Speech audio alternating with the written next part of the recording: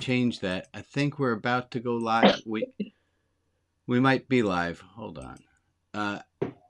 I can't fix that setting right now, Marilyn. I don't know why. Oh, there it is. Show non-video It's participant. okay. I got you now. I got you. We are actually broadcasting. Oh, hello. Well, hello. Hello. Hello. Hi. This is the Saturday service. It doesn't start formally with a thing, apparently. So, good morning. But that's good to know. Yeah. I am joined live with a group of people. Let me spotlight all those people. There are some of the people. So people, and they're still joining in. Wave and say hi. I'm going to switch back to the screen where we see me. There I am. I can still see you guys. You don't have to wave anymore. Thank you. Unless that was like half of applause. Okay. I had a question to start with.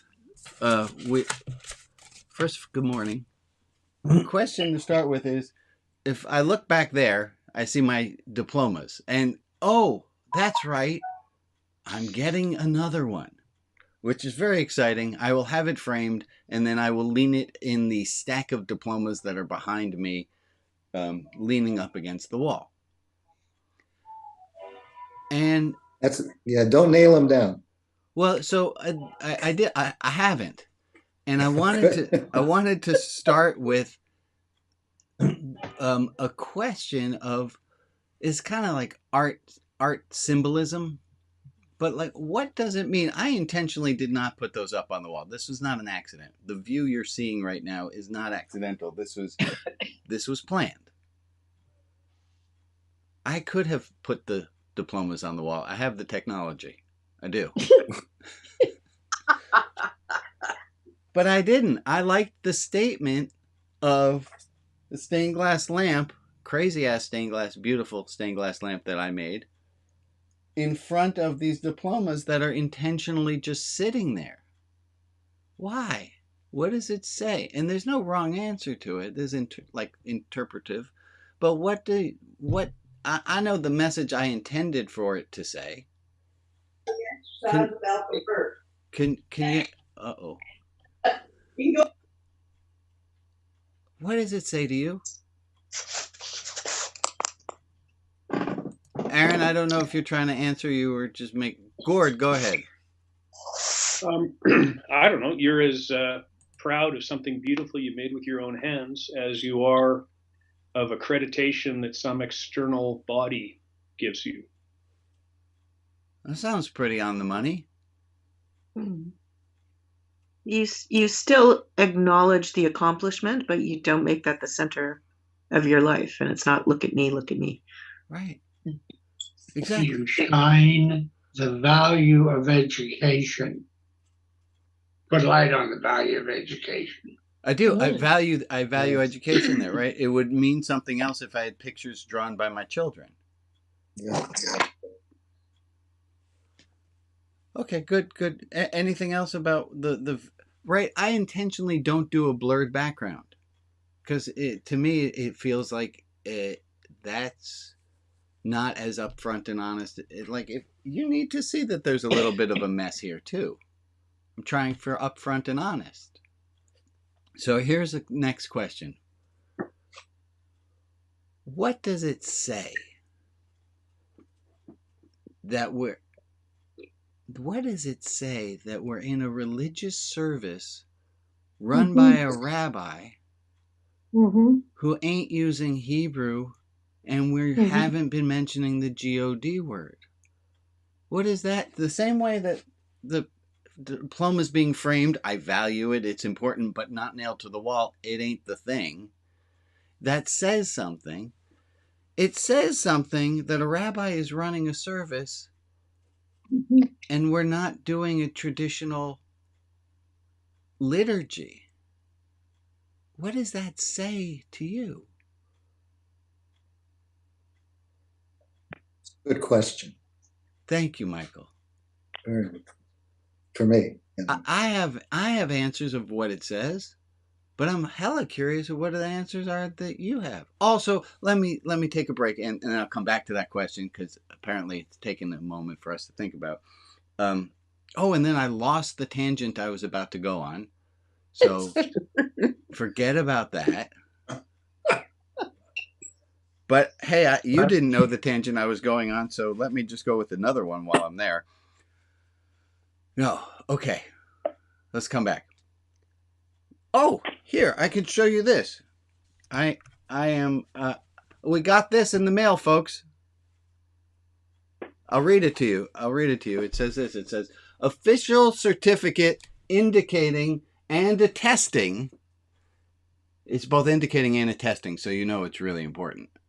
It says, official certificate indicating and attesting Religion Outside the Box's Saturday service has fulfilled all ritual requirements and may hereby worship in the method of their choice. Amen. And then it's signed by me, which is a little weird if you're not used to the system, but that's how it makes it official. Read it again. Yeah, Right. I'm going to read Well, it. all this is telling me that there are forces in the world that somewhere that are going toward more honesty. Oh. Did we all get what Betsy was saying? Yep. Tell me if you didn't get what Betsy was saying, because I'd love to repeat it anyhow. You can repeat it. That there are forces in the world that are going towards more honesty. Right? That what are we learning from this whole thing is that, hey, you, as part of watching this, me as part of running it, are part of a group that are fostering open honesty. That's pretty cool. Right? I'm totally open and honest and tell you we won this certificate. We got it. We did all the prayers we needed to do that exempt us. We don't have to do the Baruch Hu anymore. It's a really traditional Hebrew prayer. It's been done enough times is what this says. It's been done enough times. We don't have to do that anymore. So you might wonder that those other synagogues that are still doing the Baruch Hu, they didn't get this certificate yet. So that's why they have to keep doing the same service every single week. Or maybe they choose to. Well, they might also choose to, Rags, but they didn't. I don't think they got one of these. No. I'm thinking they got it and They said, might okay. have, because on the backside it says you can. I don't know what that means, but that was on this piece of paper when I picked it up. I mean, when they mailed it to me. Who mailed it to you? Them?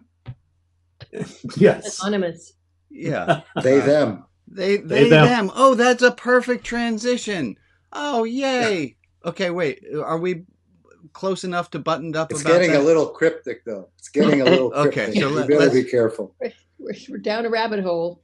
Yeah. Yeah. Or a rabbi hole. Yeah. Yeah. Okay, that feels a little Oh, no. personal and possibly invasive if we're talking about a rabbi. It was But let's just all, that was kind of funny. Well played group. I feel like I'm blushing. That's good. Good. Wait, so the they them hole. Let's go there for a second. I sent out an article and I asked in the article, I said, hey, I just got my honorary doctorate. Show of hands, how many of you saw that article? So what am I responding to? Okay. So I sent out an article and it said, it was called They Them, the title of the article. And I said in it, hey, I just got my doctorate, my honorary doctorate. I don't have the certificate yet. And we could go down a deep rabbit hole of, am I really an honorary doctor if I don't have the certificate? That's, without the certificate, how do I prove I'm a doctor? I have the degree. I got myself lost there for a second. Hold on. Well, it's pretty clear the kind of degree you got. Yeah, the honor. Because honorary. I got one of those too. Yeah. So what were the conditions that you were given it for not having died. Basically, I'm still working as a rabbi. good job. Yes. Well, they had, as we know, they had some questions about my still working as a rabbi, but it was considered goodly enough. Wait. Definitely. Now I'm coming back. Oh, the they them thing. So I wrote about. I said I just got the honorary doctorate, and please don't start calling me Drabbi, Dr. Rabbi Brian. And that was about as effective of telling a 2.5-year-old not to put beans in their ears.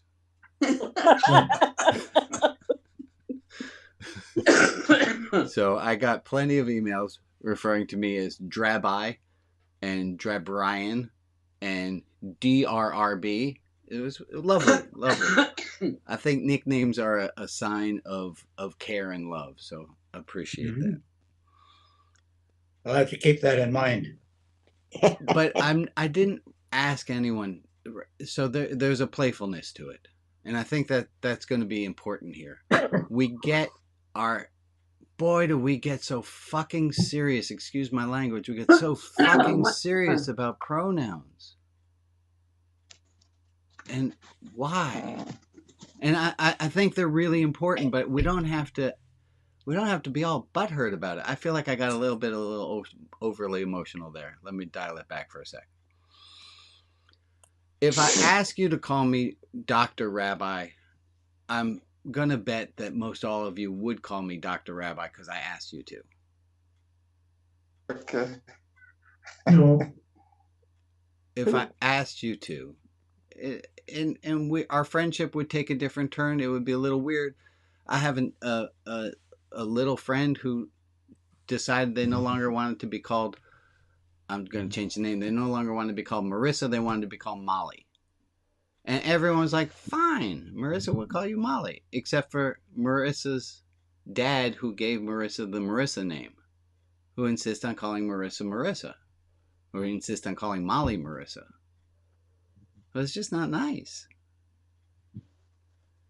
It doesn't matter if you approve of what it's going to do to your linguistics, your precious language, and having to make a compromise of using a plural form of a verb with a singular. What you understand? The other way around. Yeah. You call someone by the pronouns that they ask to be called by because it's good manners. That's it. Any questions? Thank you. You're welcome. Sorry, that really came off a lot harsher than I was thinking it was going to come. I was going to say, I think if you're trying to confuse me, it's working. How's that, Bob? Can you tell me the last thing you remember? Me? Yeah, how'd I confuse you? How'd I confuse you? I don't know. I think I forgot it already. Okay. So let me try bringing it back then. So Bob, when you and I are pre-service and we're chatting with people and my camera goes off, instead of you saying his camera went off, I'm asking if you say their camera turned off. I would say, Brian, your camera turned off. Great. But if my camera were off and you had to explain to Alex whose camera was off, Brian's camera was off. That's a beautiful way of making it work. I appreciate it. Thank you, Bob. You're welcome. Okay. Same. Was there another thought, comment? We all right? Clarify for me, would you? Because my memory is not as good as it never was. But do me a favor and clarify the meaning of the, we, they, whatever, they, them to you. Just clarify that. What are you doing with that? So extra two things. Identification. Two things. One, just putting one's own pronouns after one's name lets people know which pronouns you'd like to be called. And this becomes, and so there's two different things going on here. Why did I choose they, them, and why did I put pronouns out? So yes. Why? I'm interested in the second. Okay. So why I chose they, them, let's go with first, and it's why you choose? Because I choose they, them because it fits for me. It feels like the right thing to do. But you're one person. You're not plural person. No, correct. I am one being. Right. So let's get to both parts of it. Why they, them, and then why put pronouns. Why they, them? I don't. I mean, the same way that I just can't get my head around one religious practice being right. It's not the same exactly, but I don't see that there's a binary. The idea of male and female and then nothing in between doesn't work for me. It doesn't make sense to me. I don't resonate with it. So I've chosen they, them. As to the second point, which was the one, is why did I bother putting it out there at all? Why? So let me put it this way instead, Michael. If I asked you to if you put he, him after your name, you're making it easier for people who. Let's put it. Let me try it this way. It's a gender identification. So, yeah. I mean, are you saying that you're tolerant, basically, of all people with all genders and religious points of view? I'm afraid so. Is this so? It's a statement of solidarity, personal identity, and the level of toleration that you're capable of, and a solidarity as well. What you're challenging conversation with me. Yes, and Betsy, go ahead. And thank you guys for having this conversation. This is important to have. I just saw another big thing that this is going to lead to eventually. I mean, calling your children, my son and my daughter, and niece and nephew, and aunt and uncle, and those things, there may need to be non-gender things for, I mean, you can say my child. Right, and for niece and nephew, there's the lovely word, and it's one of my favorite new words. You might not know it. Nibbling. Yeah. Nibbling, yeah. Nibbling. Oh, I love this. Isn't that a juicy, yummy word? Nibbling. Yeah. Nibbling. Now, nibbling cousin is a wonderful word because it does not specify gender. Right. It's that means niece or nephew. Yes. Correct. Or whatever. I've never heard of that.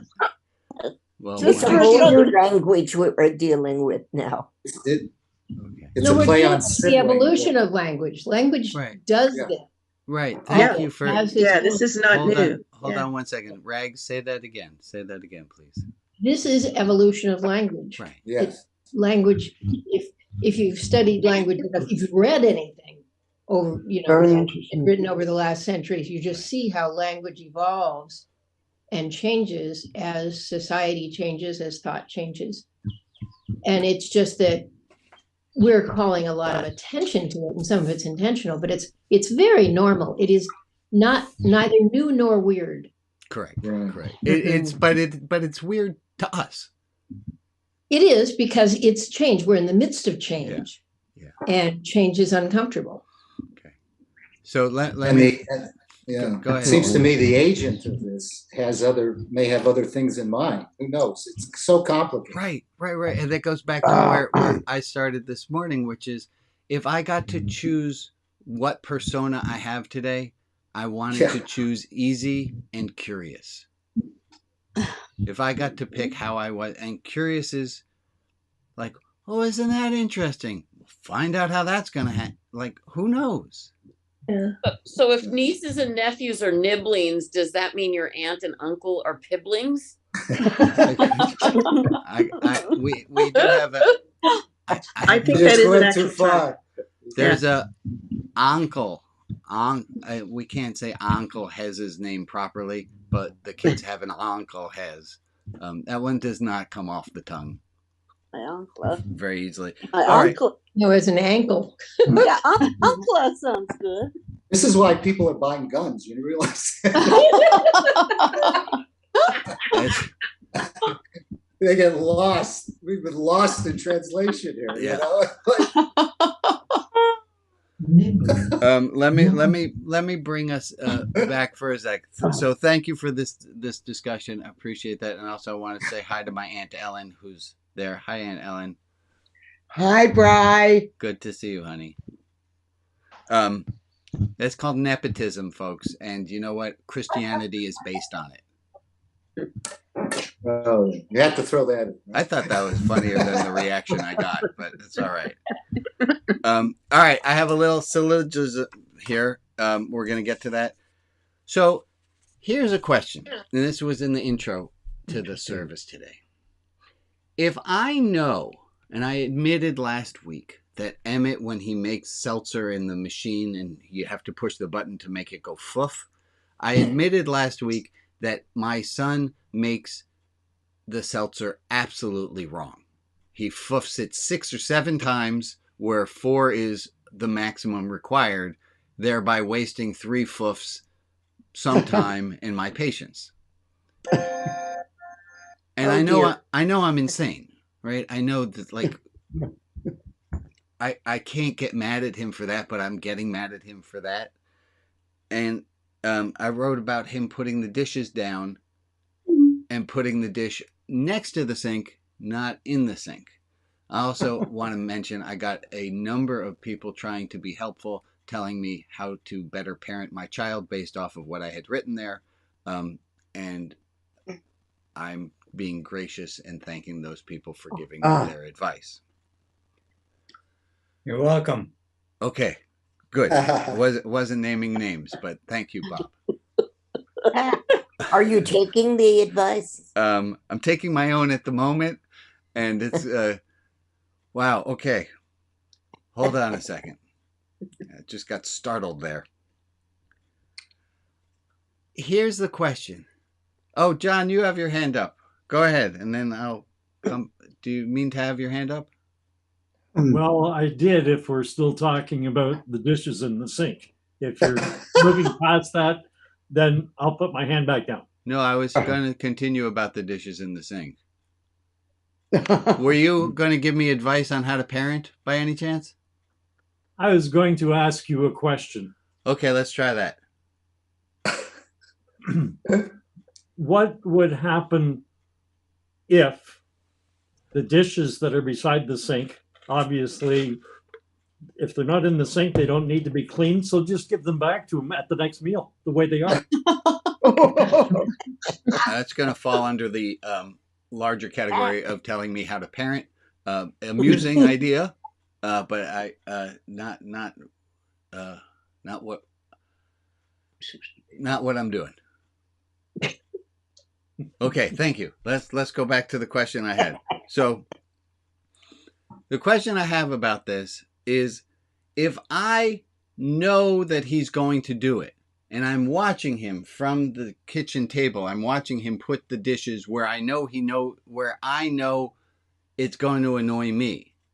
When he puts the dish on the counter next to the sink, I somehow feel more justified in being mad because I could say to him, I knew you were going to do that.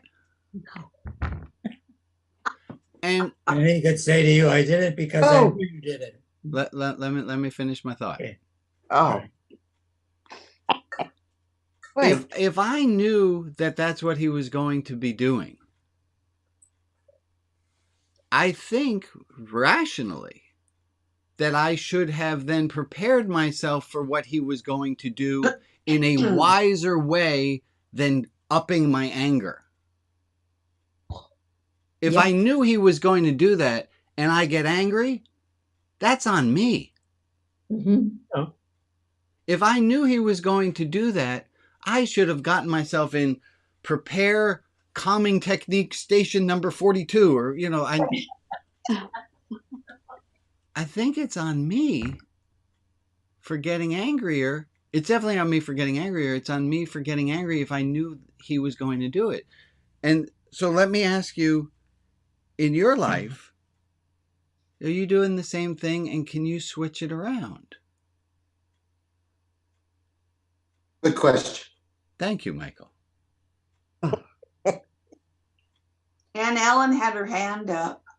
Go ahead, Alan. Alan? Brian, did you ever think to Aunt say, Ellen, I apologize. Go ahead, Aunt Ellen. did you ever think to say, please put the dishes in the sink? That would eliminate your anger. Ellen, actually, I did. I did tell him to put the dishes in the sink. What I didn't do was say it in a calm voice. Ah.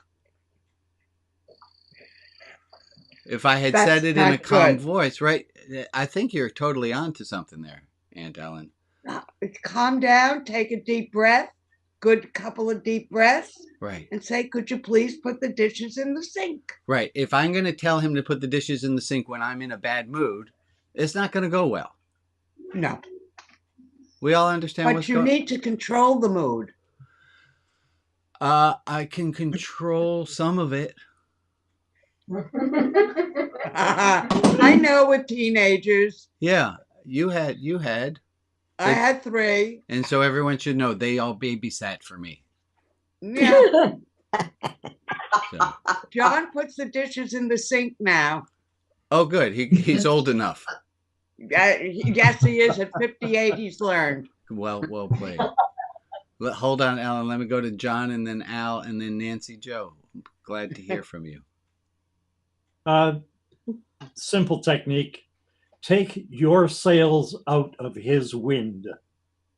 Oh, shit. That's good. Take your sails out of his wind. Yeah. Yep. Folks, how many of you think that that's going to be one of the 2 bullet summaries of today's service? Yeah, get that one down. Get that down.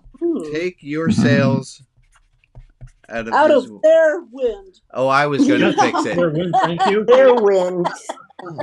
Extra points for everyone on that one. Well played. Al and then Nancy Joe. Yeah, I was just curious. Can you accept that even if you didn't know that he was going to put the dish outside of the sink, the anger is still yours? Yeah. It has nothing to do with him. Whose side are you on? Are you on his side? No, you're absolutely right. You're absolutely right. The anger is never right. No, it's not that it's never right, but you own it. The anger is always right in a lot of ways. Right. It's We have to talk then. Maybe we'll get to talking about the different ways of doing anger properly. But hold on to that. Thank you, Al. Nancy Joe, thank you. Go ahead. I feel like an AM talk show host. I am simply curious why he puts it outside the sink instead of inside. I mean, I don't know. Have you ever asked him? Oh, Nancy Joe. No, I haven't asked him. Or because I know, like, for me, I use everything plastic. Even though I'm 69, I'm always so afraid I'm going to break dishes. Yeah. But at my daughter's house, when I'm there and I help, I don't like to put things in the sink because I'm afraid someone will come along and throw a fork in or a glass in or whatever, and something can break. And so in my mind, it's really considerate not to put something in the sink if it's breakable. But anyway, that's all about me. And we're not talking about that. I'm just really just plain old curious. Yeah. He's not thinking about what's in the sink either. I can promise you that. Okay. He's just fulfilling his task in life, which is to piss his father off as much as possible. So here's the thing. I don't think he's trying. I really don't think he's trying to. I think he's a 16-year-old boy whose frontal cortex is completely rewiring, and it's just what does. Yeah, Ray, you have your hand up. Yeah, it would seem to me that it's improper anger at the wrong person. Oh, we're going to get to that. The wrong reason. Yes. In the wrong amount. Let's get to that. But I got one thing I want to do first. Hi, everyone. Hi. Hi. Just say hello. Glad you guys are here. I sometimes have this. Well, anyway, it's just good to see you all. Let me just say that. I'm glad that you decided to spend this time together. Here's imagine. I wrote this in a letter to James. If you don't know, James is a dear friend of mine who I've only met once due to life circumstances. I wrote, dude, hello, how have we known each other for so long? What a unique relationship we have. And then he and I are working on a correspondence class. And so here's what my thinking was. Imagine we are not here. So I'm going to ask you guys the same way that I asked James to read this to other people. So just see how this goes. Imagine we are not here where we are, but we're on some cosmic holodeck. And we're at a music academy in a room filled with French horns, the least easy to learn of the brass instruments. And thank you for laughing. I thought that was much funnier than most of you thought it was funny. And in this magic world, I did my best to love learners learning, to minimize shame, and to encourage growth. I would show you and the group how to hold the instrument with your right hand inserted into the bell, and I would explain what each finger on the left hand does.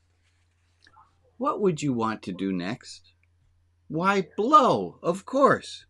Make a noise. And do you think for a moment that I would shame you for not doing it well? No.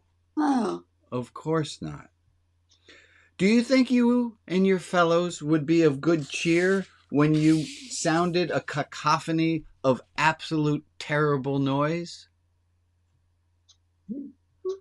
Yeah. Would you imagine, and would anyone who was there imagine that they wouldn't be bad? I imagine there would be some laughter, some of which masked the collective realization of the magnitude of the task that lays ahead. There's a carriage return, so there's a little break. With any task that you aren't a level 5 near perfect at doing, is shame warranted? I'll ask that again because we're reading it. With any task that you aren't a level 5 near perfect at doing, is shame warranted? Allow me to answer. No. My friend, I would love to teach you something that I know about love, some things that I know about love. Because really, what else is there that matters?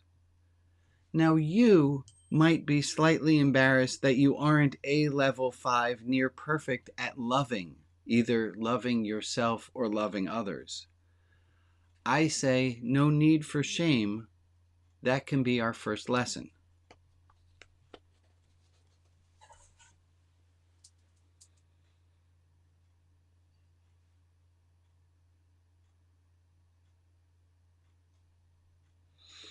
Oh, Harlan, I agree.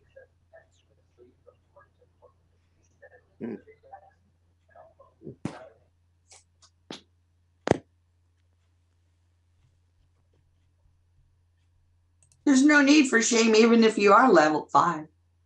There's no need for shame. Go ahead, Bob. Thank you, Joe. Yeah, I'm somewhat in the same line, same thing as Joe. Does shame induce anything positive? Sometimes internalized shame works because it will keep me from doing something that I know is bad.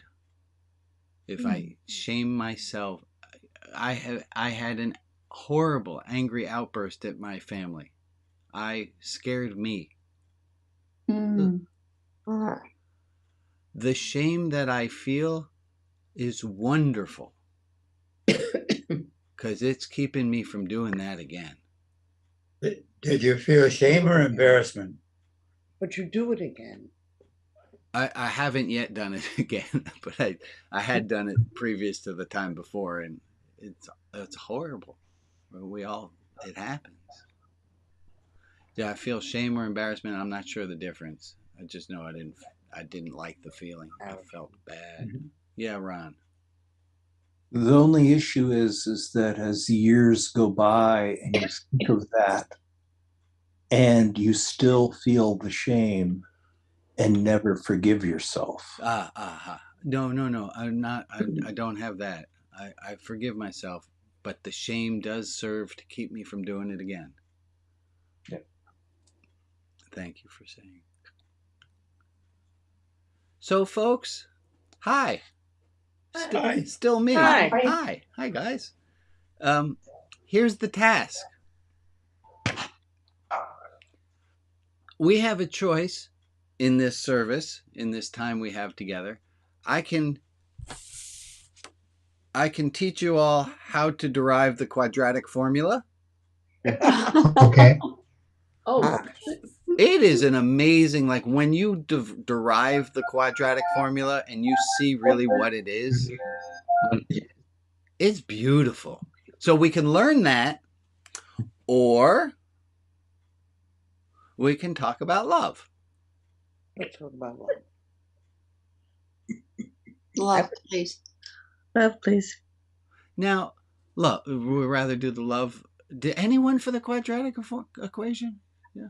We'll do that afterwards, Patricia. You and me. All right. I learned it a couple times, but I've forgotten it. It's right, and to me, I used to make all of my students derive it. I said, I don't care if you could learn it to Yankee Doodle Dandy. I could teach a parrot to learn a tune. No, I couldn't. Well, maybe I could. They live a long time. Anyway, I think there's Nancy Joe, and then I'll come back. Yeah. Before we move on, I am still hanging on to, I feel unfinished about Molly and Marissa. So yes, it's courtesy to call her, what's the new name, Molly? Molly. Yes, it's courtesy to call her Molly. But if I don't, or in this case, her father refuses to call her that and calls her Marissa, does she get to be courteous and allow him to do that? And then, of course, I'm making the analogy directly to the they, them, who we've all seen a lot of eruption of terrible anger. And of course, that's about the movement of transgender, not about the pronouns. Correct. And I'm leaving this open-ended, but it's open-ended in my mind because I have a brother. I guess I'm not done. Okay, I have keep a brother that when he was 35 years old, we were raised Jewish, but just more by race. You know, we ate the holidays at home and then we went to shul on the high holidays, right? But we were Jews through and through, went through the Holocaust, the whole 9 yards, right? So my brother, when he was age 35, and he was going to marry a woman who was not Jewish. So, you know how the parents insist she converts. So he went to conversion classes with her. And instead of her converting, my brother converted to be Orthodox. And then he changed his name to Baruch. And he is now 77 years old. He has moved to Israel. That was only about 7 years ago, but he's got a wife and 2 kids. He's got a white beard down to his belly button.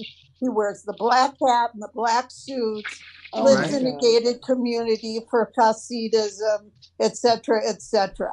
So when he first changed his name from Mark to Baruch, he got a lot of ridicule. And some of us still to this day, you know, like his siblings, we call him Mark or we call him Baruch, and he's not so angry about it anymore. But when he first made the change, he was very, very angry and felt disrespected when people called him Mark instead of Baruch. So that's why I think I'm still stuck on this subject of Molly and Marissa and respect. And I'm done talking. Okay. It's often when people come from a one down position, it is usual that they find some of that anger on their way out. That's how people are built. That's what we do. Michael, go ahead. Yeah, I just want to just try to go maybe philosophical. You started in the pre-program about Well, in this service, you started out what with the certificate of ritual that you put up, and I just want to say that I think there's value in going into like the quadratic equation of the nature of this group, the value in thinking about that certificate that you wrote. How do you get to that? And I would just recommend. And what's most interesting to me is the uniqueness of this religious form that we're doing. Yeah. Because you are a rabbi, you have the certifications. To say religion is irrelevant in the United States of America. Not saying that. No, to say that. Yeah. Would be to be delusional in some ways in terms of the reality of our culture and what brings people to this table here. So I would just offer the notion of this group as a religion is exploring the boundaries of toleration. Yeah, that's the rabbit hole I'm going down here. So, and Michael, that's a rabbit. To echo and to pre-echo what you're saying, this is where I want us to all to go. I was having a long discussion with Afia before this service, before today. Exploring the boundaries of tolerance. Yeah. Exploring the boundaries that of could tolerance. be the second bullet point. Yeah, we're exploring. Well, we'll find out. Yeah, Rita, go ahead. I was told once a definition of Reform Judaism that I don't know if it's true or not, but it's what I love. And that is that I observe that part of the tradition that is meaningful to me. Mm-hmm. That's what a Reformed Jew does. And that to me is what religion outside the box is. Well, I don't know if Reformed Judaism, it's kind of taken a few turns. They're trying to become, my movement is trying to become a better conservative Judaism. Yeah, it's going in the other direction. Right. So this is the one that goes to the left. We are what's left. Yeah. This is the one that put, yes. I like that. The others. And it allows a freedom to believe, to observe what you want. Folks, what meaningful to you. Yes, thank you, Rita. In the same way that the certificates on the wall mean something, the fact, and Michael, this is going more to the here and now part, the fact that we've outsourced the Shekinah group, like we can talk about God, but that's not during the service. That has a meaning too. That's a really fascinating thing that we as a group came up with. Okay, I want to go One back. other thing I want to say is Reform Judaism is only a mere example. Thank you, Michael. Yes. Of the philosophy that exists potentially universally for those who are not committed to the ultra traditional theo-supernatural system. Right. And so this is not limited. If this was limited to something that Judaism came up with, no. And that's when we see in its traditional form, that would be highly mistaken. But certainly in the evolution of religion, it portends the potential for reform within the Jewish iteration of culture. Michael, I got a little bit lost, and I'm going to apologize. I'm just trying to say, don't think this is some uniquely Jewish form. I don't think anybody has. It was fleshed out by the Jewish philosopher who was marginalized in his own community for doing That's not me. That's not Brian. No. Let me hear from. I got some hands who we haven't seen from before. Let me go with Anne. I liked what you said earlier when you were asking why you run the service without talking about God or any Hebrew, but you equated it to your diplomas, because your diplomas, what matters is what is behind the diplomas. It's the education that you value. It's not the diploma itself. Correct. The same way like that is a good analogy for what you're doing here. Is you value what's rooting all the religions, right? So it's what's behind it. It's getting deeper, right? And so I like that analogy with the diploma. Thank you, Anne. And it's getting us towards love, right? It's that thing attributed to St. Francis: preach the gospel often, use words only when necessary. Yeah, is we're really, yeah. As long as we're focused, Ron, and then Nancy, Joe, and I want to keep going. Universalism appears everywhere, but it's really about metaphor. We think in terms of metaphor. And I think that by being a universalist, I am allowing and encouraging others to use their own metaphor, not mine. There's many, many paths up the mountain, or as my teacher Nagi said, same shit, different shovels. Or maybe even different mountains. Oh, I like that. Well played. Nancy, you got something you still got to add in?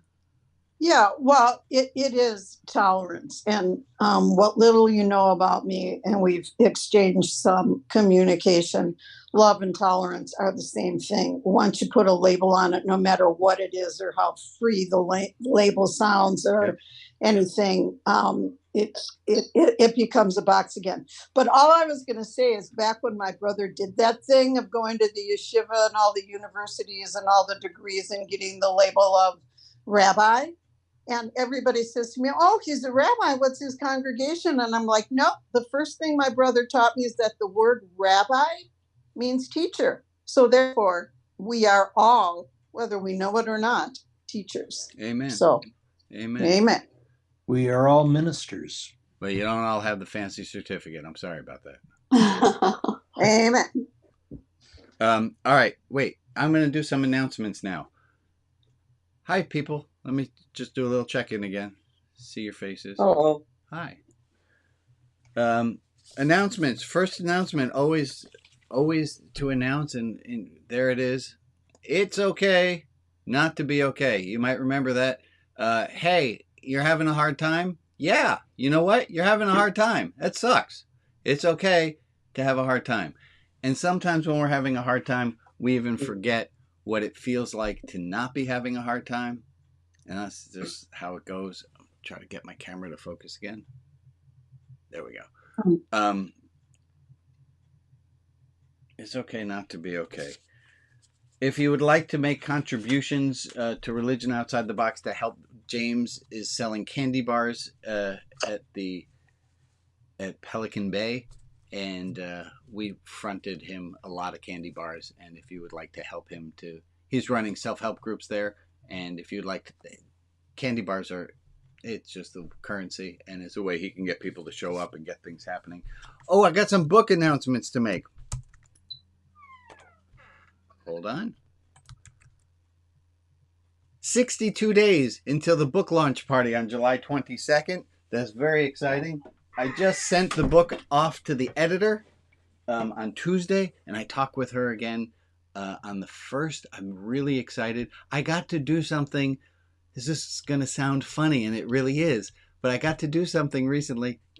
So I was editing the book after Erin had sent it to me. She put notes in the margins. I went through all of the notes she made, fixed a few things, and then I got to do something that I never thought about authors doing, which is I got to read my book for the first time.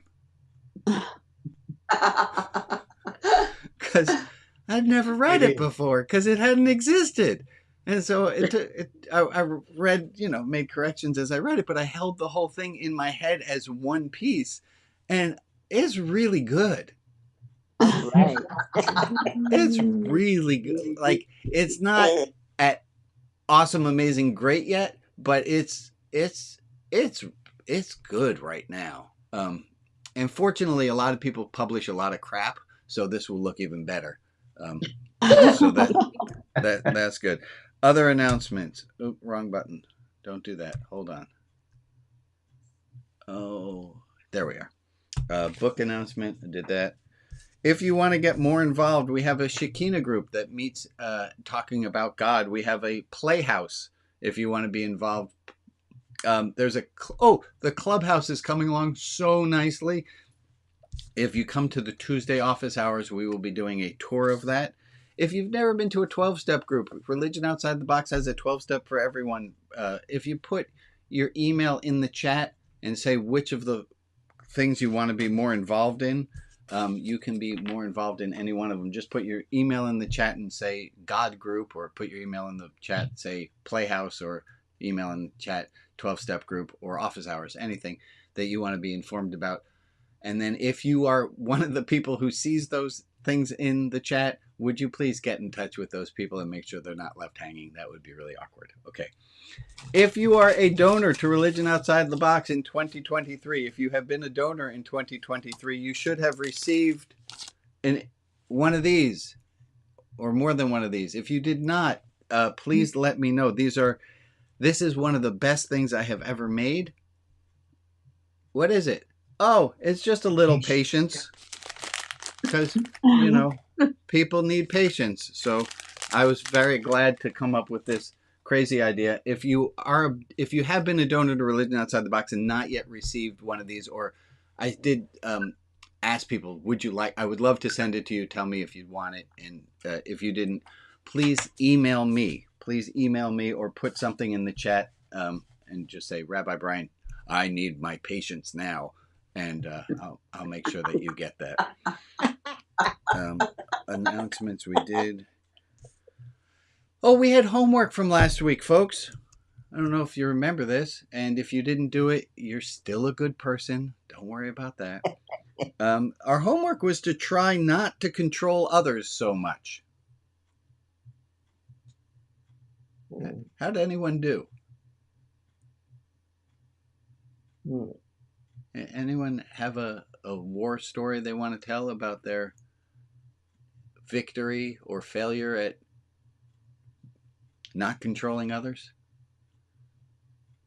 Have anything to do with putting dishes in the sink? Possibly. So you know what? I will take that one. I will take that and I'll run with it, Alice. I am proud of myself for not getting angrier than I was because I knew he was going to do the thing.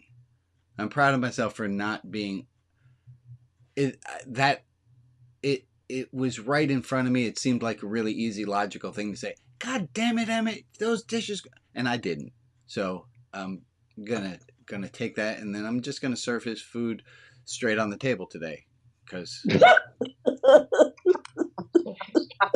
I'm not going to do that. You know why? Because then I have more mess to clean up. And that's just silly. Anyone else have something they want to report in about not controlling others or being proud of? Could use a paper plate. Yes. Is that the same? Because I had down for the homework was trying not to correct others based on principle. Yes. Right. That is where that came from. That was about Annie. So the two things, they got mixed in together. That was about Annie and her multitasking. No, Dad, I'm not multitasking. I'm tritasking. That must be.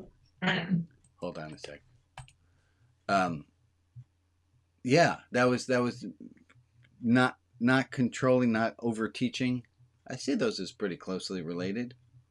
No? You got a story about either one of them then, Maria?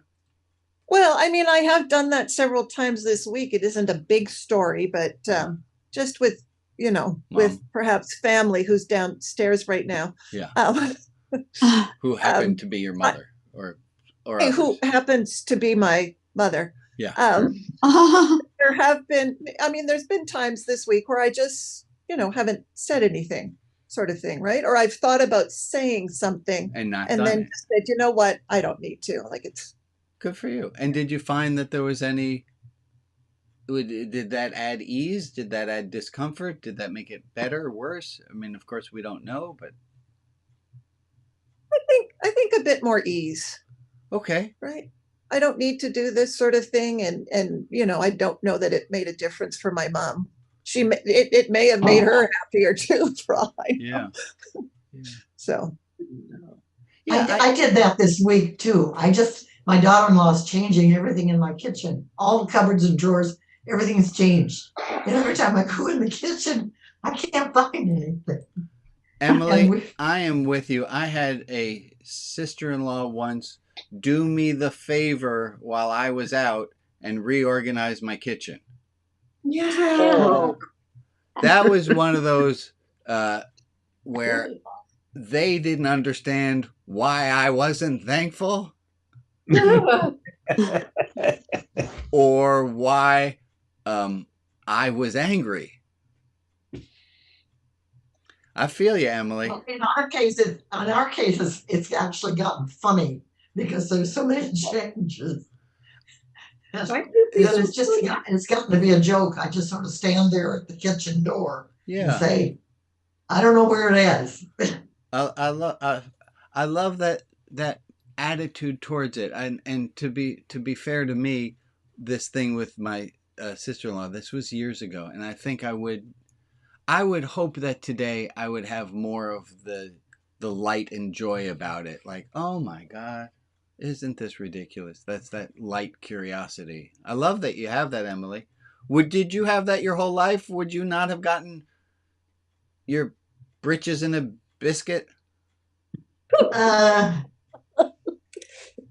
It's I don't know. I don't know how to answer. I don't know. Okay. I don't know. We just make a joke out of it now.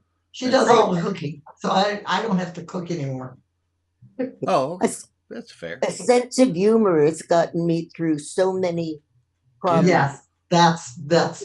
It's the saving grace, is what I think of. Absolutely, it is. That is grace. Absolutely, it is grace. So I started this service, and I talked about if you were going through a Rolodex of different who you want to be in the world, how you want to come out today. And I think with a sense of humor is going to be, I'm going to stick with, I want ease and a sense of humor today. Yeah. We don't have the most time in the world, but we have enough time for every person who's on this call to say what 2 words they would like to be today. You don't have to go, but I'd love to hear from you. Just with the thinking that if we put it out there, it's a better chance of it happening. Can't guarantee that, but it seems to make some sense. So I'd like some curiosity and some humor today. You see, and I just said that, and immediately in my head, I'm like, oh, I'm going to find some of that. Yeah. So let's go. I'm going to quickly name a name, unmute. I don't think we have the power to unmute all. So unmute yourselves, unless you know you're in a loud place. And Joe, pick 2 words, 3 words. What do you want to be this week? 3 words. Joy, calm, hopeful. Amen. Ron. Love, kind, and caring. Amen. Anne. I want humor and peace. Amen. Alex. Well rested and unstressed. Wonderful. Moja.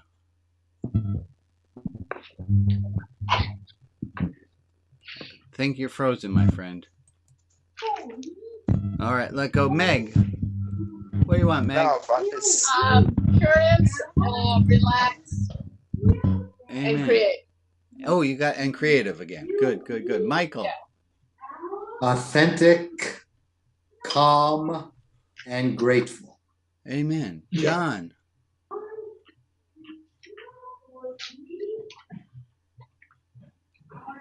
John, we couldn't hear you due to some technical difficulty. I don't know why. Rags. Whenever your mic's on again, just talk, John. Rags. Humor and hope. Say it again. Human?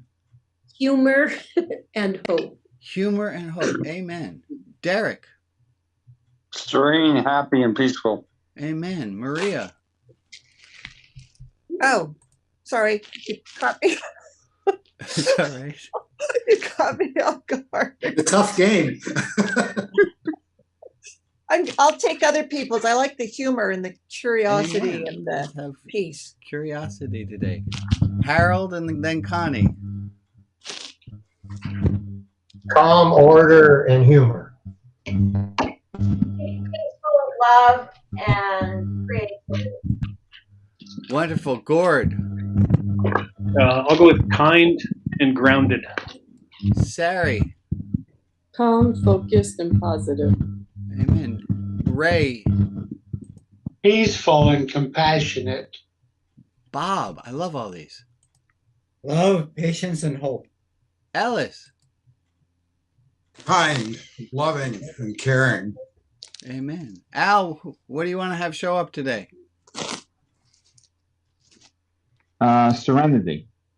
Amen. I'll take Candace? some serenity. What do I want to happen today?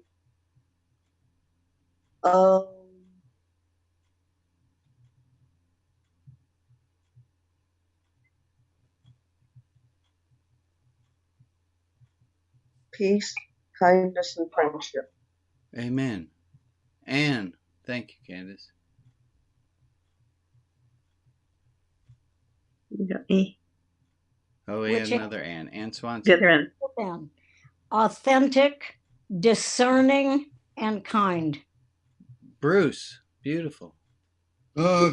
Curiosity, humor, and I forgot.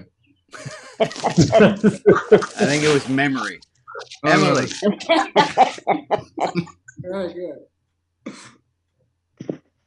Emily, what do you have, my friend? What they said. Amen. Aaron. Moo. That's a good answer. Very Buddhist. Patricia. That's what I was going for.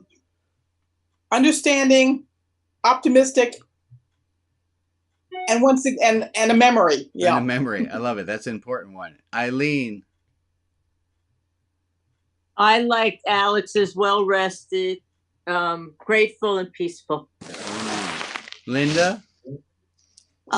Patient, kind, and understanding. Amen. Michael. The other Michael. Internal and unapproachable. Oh, wow. Good ones. Betsy. Confident and grateful. Rita. Love, light, and laughter. Amen. Amen. Joy, I don't know if your connection's on. I don't think so. Gord, we did. Greg. Persistent and surviving. Amen. Nancy. Oh, we're getting too much noise going from somewhere there. Alex, any thank you. Yeah, I got it. Thank you. Took me a second to figure out the culprit. Anyone else who hasn't gone who wants to? Nancy Joe says consistent, giving, receiving. Amen. Folks, I'm also going to go with patient. I forgot to do our prayer list. We got to 9 o'clock. Time just kind of flew by on me today. I'm going to make the decision that if you got to go, go. But let's read through the prayer list. Joe, you have the names of people? Maria. Maria does. I apologize. Maria, you have a list of people. I do. These are the names for today.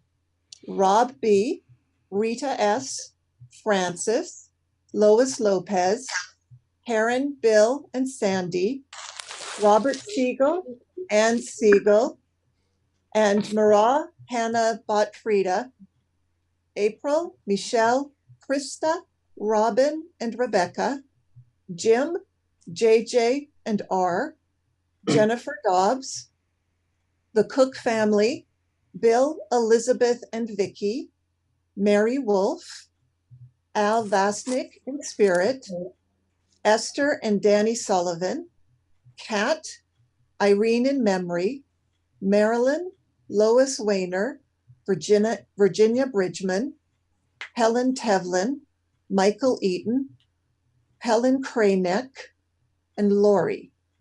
If there is another person in our community we can offer light and love to, please put their name in the chat and I will add them to the list in the clubhouse. And for the people who aren't named, but who are in our thoughts, we send them light and love as well. So let's sit for a minute of time as a group, starting now.